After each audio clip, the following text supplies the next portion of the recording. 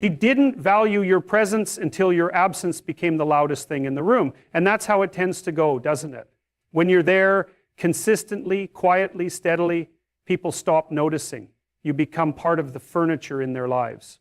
Familiar, predictable, reliable. Not because you're dull or unworthy, but because they've mistaken your loyalty for weakness. They believed your patience meant you'd never leave. And it's easy to treat someone carelessly when you think they'll always be within reach. See, your presence was never loud, it wasn't demanding or chaotic. It was built on small and visible things. The way you remembered details no one else did. The way you listened, even when she wasn't really speaking. The way you made space for her storms without asking for anything in return. You showed up when it mattered, even when she pretended not to notice. And she did pretend, because admitting your worth would have meant admitting she wasn't matching it. And people don't like to confront what they're failing to reciprocate. So she downplayed your effort, acted as if your love was the default setting. Like it didn't take restraint to stay, like it didn't take energy to keep forgiving, like it didn't take strength to offer softness in the face of indifference. But you offered it anyway, for days, weeks, months, maybe even years, until something inside you shifted, not out of bitterness, but out of clarity. You stopped trying to be heard in a space where silence had become your only. You stopped explaining your value and started living like you believed in it. And then you left. Quietly, without drama, without one final speech, because you'd already said everything you needed to say. Through your consistency, your presence, your care.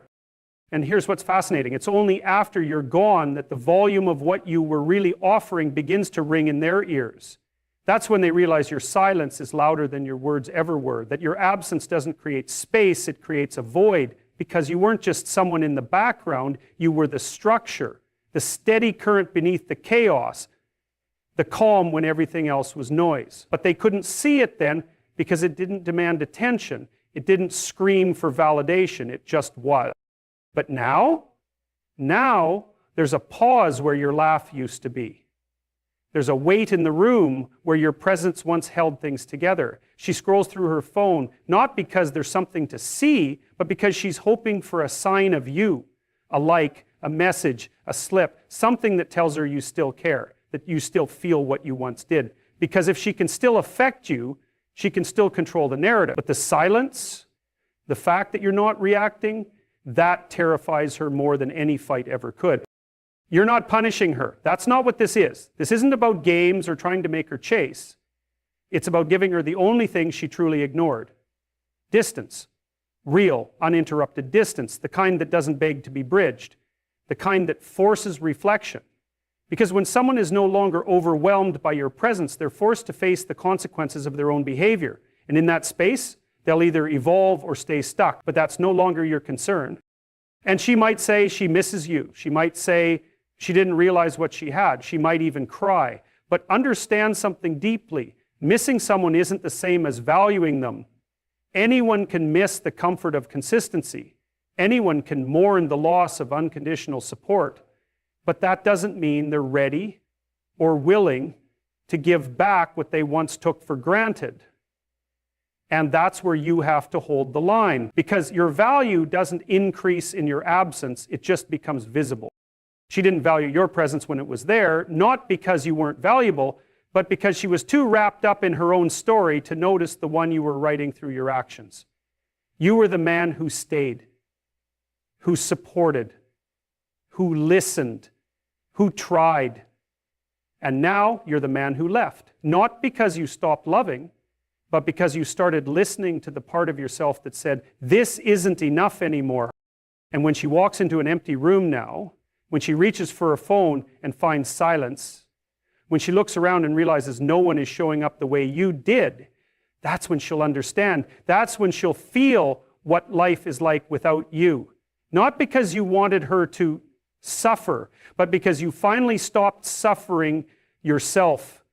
She thought you'd always be there, not because you told her you would, though maybe you did, in 100 small ways, but because your actions were so consistent, so steady, so full of grace that she came to believe you were permanent, like furniture, like the sun, like something she could depend on without ever needing to earn it. She mistook your presence for predictability and your love for inevitability. And so she left the door half open, always, confident you'd be waiting on the other side whenever she felt like walking through it.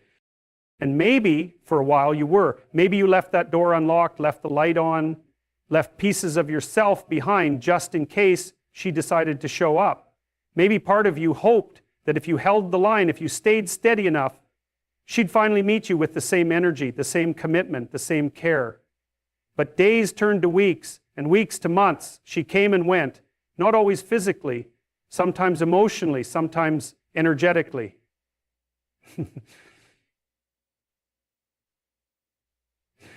Sometimes she was right in front of you, but not with you.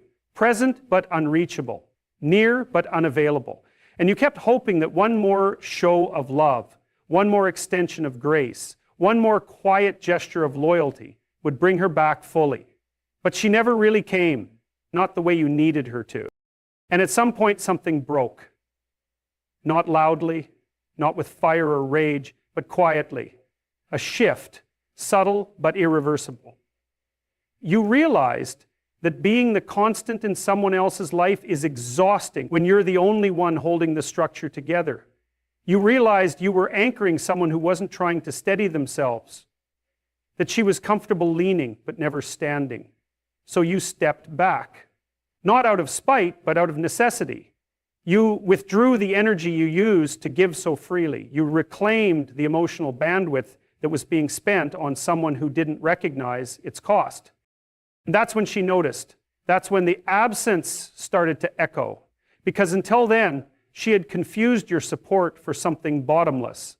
She assumed she could keep coming and going, and that you'd remain right where she left you. But you weren't a placeholder. You were a person. And people can only carry weight alone for so long.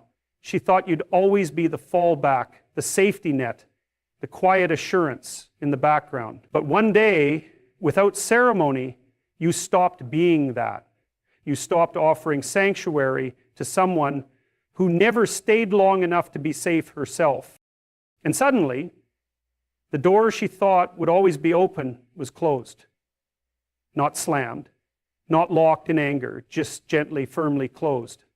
And she stood outside of it, finally realizing it was never hers to walk through at will. She had to knock now. She had to earn her place. But even more frightening for her, you might not answer, because now she had to live with the reality she never prepared for, a life without your presence. You were the emotional center she always returned to when the world felt too heavy, when she was overwhelmed, lost, uncertain. You were the one who reminded her she was okay. You were the one who held her pieces without question. But she never stopped to ask what it cost you. She never thought about the toll it took for you to always be the strong one, the dependable one, the one who gave without asking, who stayed without needing a reason, who absorbed the weight of two people without complaint. But you're not that man anymore. Not because you've become less, but because you finally demanded more. More for yourself, more from her. Because love, true love, isn't about carrying someone endlessly. It's about walking together, sharing the weight, building something that's mutual. And once you saw that wasn't what was happening, you stopped playing along. You stopped performing for someone who didn't even realize she was in the front row of a one-man show. Now she has to live with what that really means. That when she reaches for you, you might not be there. That when life gets hard and she reflexively looks for the comfort you used to provide, she'll find space instead. Stillness. A silence that doesn't come with safety. And it's not cruel. It's not punishment. It's simply the consequence of treating love like it was a guarantee instead of a gift. And she thought you'd always be there until the moment you weren't. Love isn't about being needed. It's about being chosen. And that distinction matters more than people want to admit. See, when someone needs you, it's often rooted in fear, in weakness, in survival. But when someone chooses you, even when they don't need to, when they could walk away, stand on their own, and still look at you and say, I want you, that's love. That's respect. That's alignment. And that's what you stopped receiving. You were needed when it was convenient. when she felt weak, when the world was cold, when her insecurities screamed too loudly in the night, then you were needed, then your attention mattered. But when she felt confident, when the validation was pouring in, when she felt like she had options, then suddenly your presence became optional. You became the background again, the second tab open, always available, rarely prioritized. And for too long, you convinced yourself that being needed was enough. That if you could just prove how valuable you were, how much you cared, how loyal you could remain, eventually, she would see, she would choose you. Not as a fallback, not as a safety net, but as a man, a partner, an equal. But she didn't. And you kept waiting, you kept hoping, you kept making yourself smaller, quieter, more understanding so she wouldn't feel overwhelmed. You swallowed your expectations, dismissed your own needs, diluted your identity just to keep the peace. Because part of you was convinced that love had to hurt to be real. That sacrifice was proof. But what you were doing wasn't sacrifice, it was self-abandonment. And no love built on self-abandonment ever lasts. Not really. Because the moment you have to erase yourself to be seen, you're no longer in a relationship. You're in servitude. She didn't choose you. Not truly. She chose the version of you that bent, that waited, that tolerated. And it wasn't because she couldn't see your strength. It was because your strength made her uncomfortable. Because to love you properly would have required her to rise, to meet you where you were. And she wasn't ready for that. Maybe she still isn't. So instead, she kept you in a space where she had the upper hand, where you were the one reaching and she was the one deciding whether or not to receive it. That imbalance became the foundation. And for a while you accepted it. Maybe you even normalized it. But slowly something in you shifted. You stopped mistaking breadcrumbs for a meal. You stopped believing that silence meant peace. You stopped begging to be chosen. Because the truth is, the moment a man realizes his worth, the dynamics of every relationship he's in begin to shift. People who benefited from his doubts start to panic. They try to reel him back in, not with love, but with confusion, with half commitments, with guilt. She might have said she cared. She might have even said she loved you. But love without effort isn't love. It's nostalgia. And nostalgia doesn't build futures. You were tired of being the one who always initiated, the one who always forgave, the one who kept the connection alive while she sat back and decided if it was worth her time. That's not partnership, that's performance. And you were done performing. Not out of anger, but out of wisdom. You realized that love without choice is obligation, and you refused to be anyone's obligation. You stepped back. You reclaimed the energy you used to pour into her and started pouring it into yourself. And that terrified her.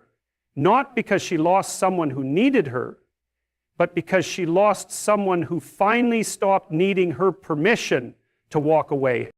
And now she's confused. Now she doesn't understand how the man who used to chase, who used to wait, who used to cling, has gone silent, has detached, has found peace in the space where desperation used to live. Because she never expected you to find strength in letting go. She never believed you'd stop playing the game.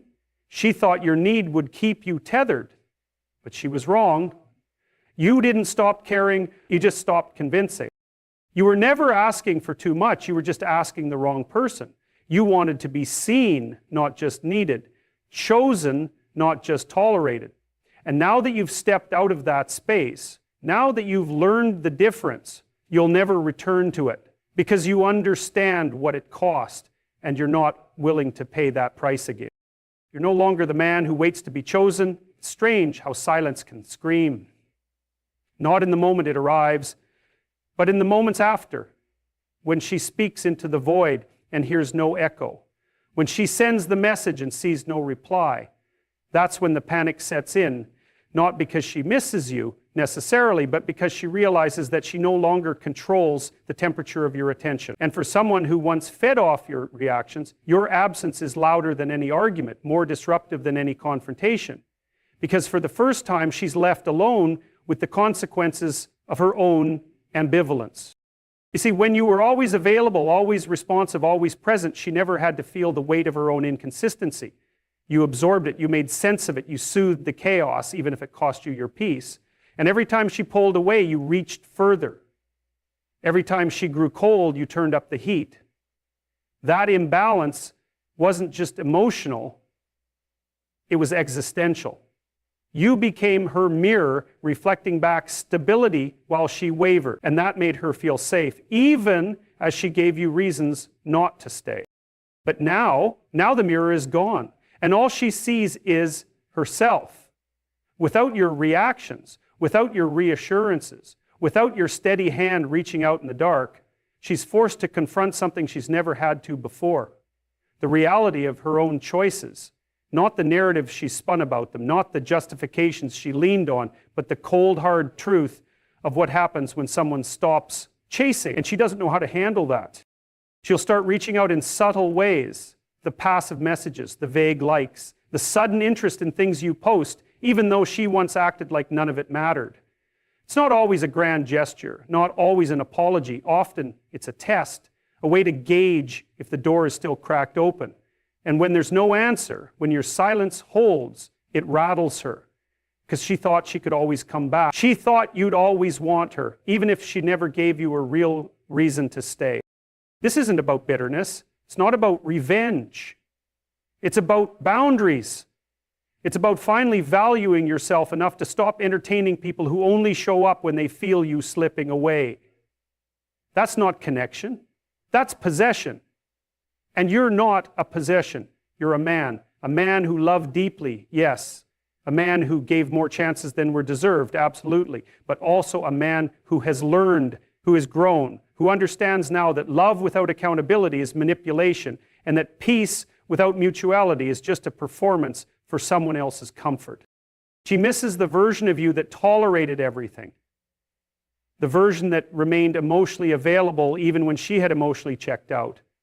But that version of you doesn't exist anymore, not because you became cold, but because you finally became whole. You stopped needing her to see your value for it to exist. And that terrifies her, not because she suddenly discovered how much she loves you, but because she never imagined a version of you that didn't orbit her. You were never cruel, you were consistent. And that consistency became her baseline. It made her feel desired, needed, in control. And so she confused your presence with weakness. She misread your depth as dependence. And now, stripped of that feedback loop, she's spiraling not into regret, but into confusion. Because for someone who built their sense of self on being needed, your silence is not just absence. It's rejection. It's a mirror she can't look away from.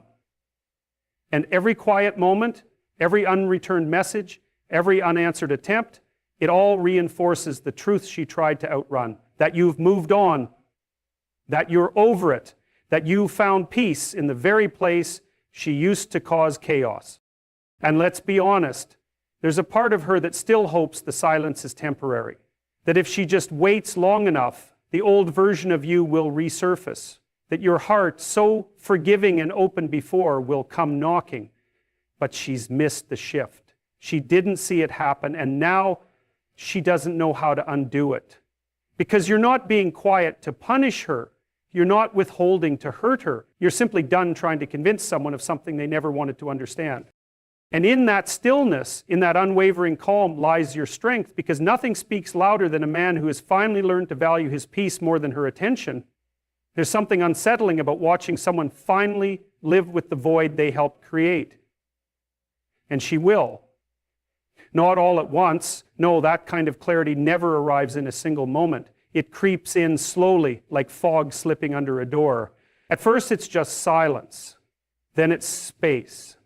Then it's the realization that the man she used to take for granted is no longer orbiting her world. She's no longer the center. She no longer gets to decide when you matter and when you don't. And that shift, that quiet withdrawal of your energy, it disorients her. Because it's not about whether she cared. It's about the fact that she never thought she'd have to miss you. People rarely mourn your presence while they still have it. Most don't even recognize it. They confuse consistency with obligation. They think your patience means permanence, that you'll always be there because you've always been there. And so they test that. Consciously or not, they push the limits. They play games with time and emotion, assuming that the bond will hold, that you'll hold. And for a while you did. You stayed. You absorbed. You waited. You loved her in a way that made her feel like she had options. Not because you weren't enough, but because you were too available, too forgiving, too reliable. And when reliability becomes expected, it gets undervalued.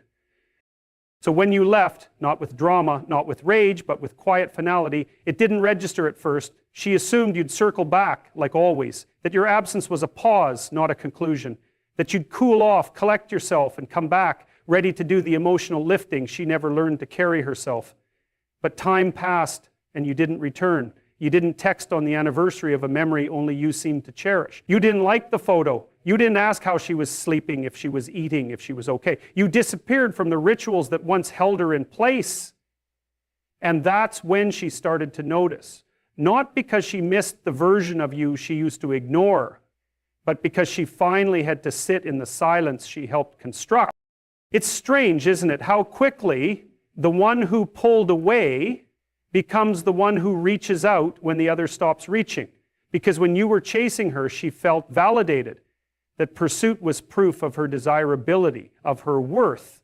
It wasn't about connection, it was about control, about the assurance that no matter what happened, there was someone out there willing to wait, to plead, to suffer, to stay. But now, the silence she once found flattering has turned into anxiety, because now it's her who's uncertain, her who's wondering, her who's pacing in circles, trying to solve a problem she created. And maybe she won't say it out loud. Maybe pride still stands between her and an honest confession. But the signs are there. The sudden curiosity, the half-hearted apologies disguised as jokes, the soft re-entry into your digital world. These aren't accidents. They're echoes of regret. Small tests to see if there's still a place for her in your life. But by now you've seen too much. You've grown too much. You've learned that love isn't proven through endurance alone. It's proven in reciprocity, in effort, in timing. And timing, you now understand, is everything. Because the truth is, she didn't lose you when you walked away. She lost you every time she made you feel replaceable. Every time she asked you to wait while she explored other options, romantic or emotional or otherwise. Every time she treated your loyalty like a leash, not a gift. That's when she lost you. Walking away was just the final act. The real damage was done long before that. It was in the way she assumed you'd always stay. And what she's realizing now, too late, is that you didn't want to leave. You had to. You were forced to choose between preserving her feelings or preserving your self-respect. And that's not even a real choice. That's a survival instinct. Because a man can only diminish himself for so long before the cost becomes unbearable. At some point, it's not about love anymore, it's about dignity. And dignity, once rediscovered, is non-negotiable. So now she's left with her own echo, with the version of herself that didn't believe you'd ever be done. She hears it in the silence, in the gaps where your voice used to be. She feels it in the moments she used to count on you and now has only herself. It isn't punishment, it's balance. It's the universe reminding both of you that there are consequences for how we treat those who give us their heart. And this time, it's your absence, not your affection, that's teaching the lesson. It's a remarkable thing to watch someone slowly realize they no longer have access to what they once believed was permanent. At first, there's a kind of casual disbelief, an assumption that the distance is temporary, that you'll come back, that whatever this is, it's a phase. Because people who grow accustomed to you tolerating their indifference will often confuse your loyalty with weakness. And when you finally choose yourself over them, when you stop playing the part they assigned you, their world starts to unravel in ways they're not prepared for. She notices the difference. Even if she won't admit it, she feels the shift in energy, in posture, and presence. You're no longer reacting. You're no longer explaining. You're no longer justifying why you deserve to be treated better. And that silence, that lack of performance, it says more than your words ever could, because it's not angry, it's not defensive, it's simply absent. And nothing unnerves a person more than the absence of the one they thought they could string along indefinitely. She tries to carry on like before. Same routines, same mannerisms, same little games meant to bait you back into caring, but it doesn't work anymore.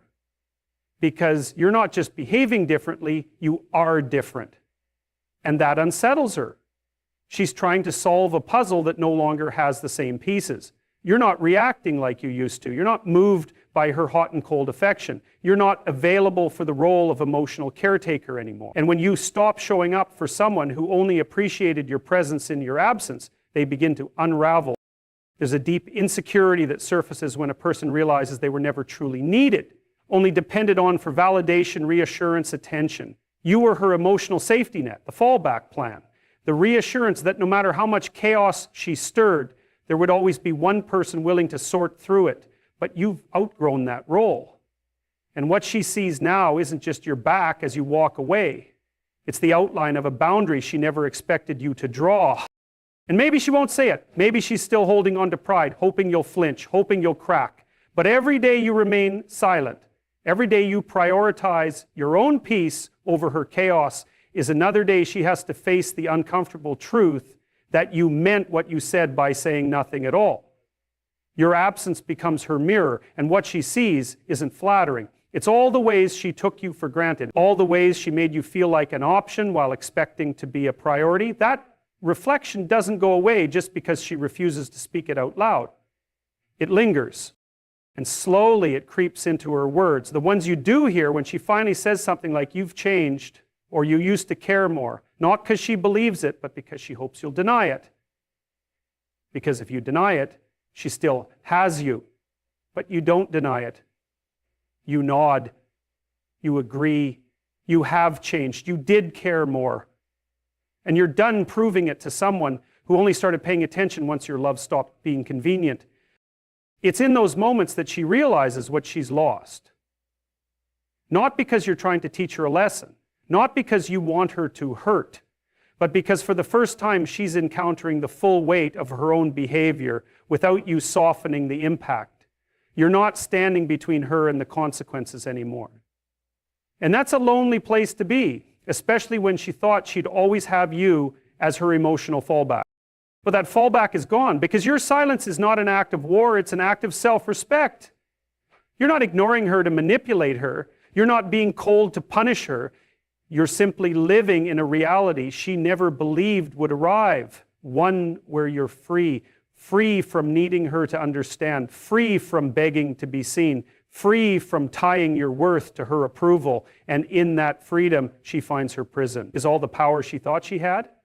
It only worked when you still cared enough to respond. Now she's the one checking your page. She's the one wondering if you're thinking of her. She's the one staring at the message she typed but didn't send. Because the silence that once gave her power now surrounds her with regret. And regret, when it's too late, isn't a plea, it's a sentence. And she'll serve it quietly every time she remembers that the man who once would have done anything for her no longer has anything left to give. Because the moment you stopped needing her to come back was the moment you reclaimed everything she took for granted.